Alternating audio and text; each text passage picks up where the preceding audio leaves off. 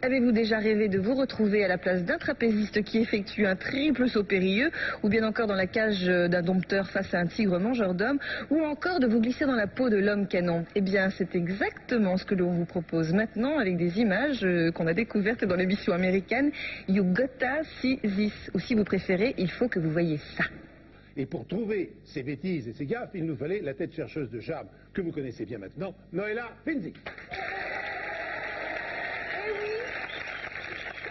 Vous ne le voyez peut-être pas, mais actuellement j'ai une parabole dans la tête et je capte pour vous plus d'environ 300 chaînes dans laquelle je farfouille des tas d'images rigolotes qui donc vont illustrer des tas de bêtises ce soir pour votre plaisir et pour le plaisir de nos invités. Je commencerai par notre premier invité qui est notre meilleur défenseur de l'art culinaire et un chef d'orchestre terrible pour nos jardins. Il s'agit bien sûr de monsieur Jean-Pierre.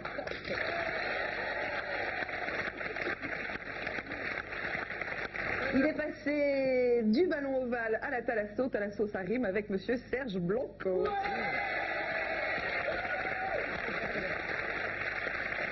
Il parle avec les mains, il parle avec l'accent, il est Marseille, Patrick Bosso.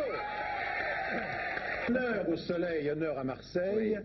Et nous allons tout de suite commencer, je crois, avec des images qui nous viennent de là-bas, comme on dit. Oui, absolument. Ouais. Donc, honneur à Marseille, effectivement. S'il y a une chose que l'on peut dire sur votre région que l'on aime tant, cher Patrick, c'est que vous ne faites pas les choses à moitié. En général, vous avez tendance à exagérer les choses. Fait, quoi, voilà. Et certainement les bêtises de la même façon. Ouais, donc, il y avait les bêtises de Cambrai. Ah, yeah. Et maintenant, les bêtises de la Côte d'Azur. Notez-le et ça sera le best-of à la fin de l'émission de ce que vous voulez voir ou revoir. D'accord.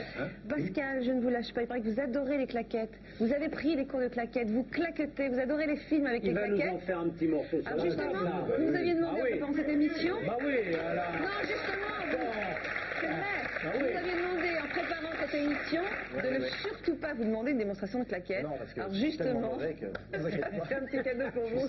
C'est justement une publicité pour le lait. Pas de panique les enfants, vous n'avez pas encore de cadeau. Je vais vous donner quelques petits conseils. Alors ça c'est pour les tout petits. J'imagine que Michel ne va pas vraiment apprécier. C'est pas très très mignon parce que c'est moi qui l'ai fait avec mes grosses mains, mais avec des petites menottes. On prend un petit torchon de cuisine. C'est tellement plus drôle sur le mur, par exemple.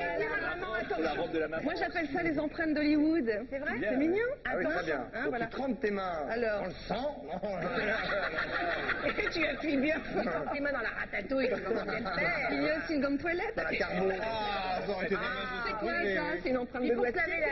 Mais avec des petits petons, ça sera tellement c'est une mignon. empreinte de schtroumpf. C'est de la gouache. Passer par là. C'est de la gouache et évidemment ça déteint, non? Oui, voilà, c'est de la gouache. Mais il faut rappeler qu'on ne se lave plus jamais avec ce gant de toilette, il est évident. Comment? Parce que voilà, ça fait partie des cadeaux qu'on garde et qu'on accroche. C'est tellement mignon en plus. Pour ça. Au bureau. Ça c'est sur les draps. Sur le rétroviseur. En pochette. Ah ben en pochette, vous on le verrait pas. On verrait que le pied. Qu'est-ce que alors, selon un sondage Sofres, le fantasme qui revient le plus fréquemment chez les dames, c'est de faire l'amour dans un endroit insolite. Je sens que les messieurs sont particulièrement concentrés. C'est de faire l'amour dans un endroit insolite. Un endroit insolite pour moi, par exemple. C'est quoi pour vous? C'est un ascenseur, un avion, la banquette arrière d'une voiture. C'est assez original. C'est tout venant, ça. C'est du quotidien. Ah bah, ça nous arrive souvent dans un avion, Christophe. Ne posez pas de questions personnelles. Oui, on a dit qu'on ne parlait pas de nous. C'est aussi une phrase célèbre, enfin un extrait de phrase célèbre, là. La voici. J'étais ravie de vous rencontrer. En particulier.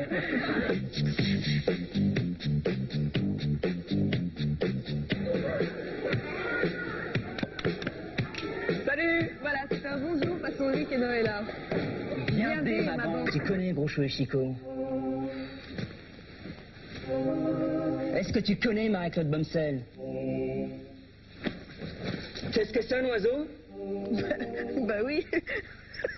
C'est le sujet de Graffiti 5. Bonsoir, bienvenue dans le monde du fantastique, du surnaturel et de la peur. En effet, à l'occasion du 21e Festival d'Avoriaz qui se déroule en ce moment même, nous avons décidé de vous présenter un vidéoclub spécial consacré à tous les films fantastiques qui sortent ou ressortent ces jours-ci en vidéo. Ça fait pas très longtemps que je suis en France et je voulais savoir s'il y avait vraiment des French lovers. Ah, tu veux dire les séducteurs français? Oui, ils sont très dragueurs, non? Alors là, je te le confirme, le dragueur français drague. Et alors vraiment, il mérite de vous rire. Mais comment ils s'y prennent? Ah, mais c'est ça. Il y a quelques techniques de drague. Regarde. de drague en France? Non, il y a aussi genre copain-copain. Mais alors ça, c'est pire, tu t'en méfies jamais. Et tu connais, toi? Oh oui, j'en connais un. Il s'appelle Pierre Palmade et il m'a fait le coup il n'y a pas très longtemps à la Cigale. Regarde.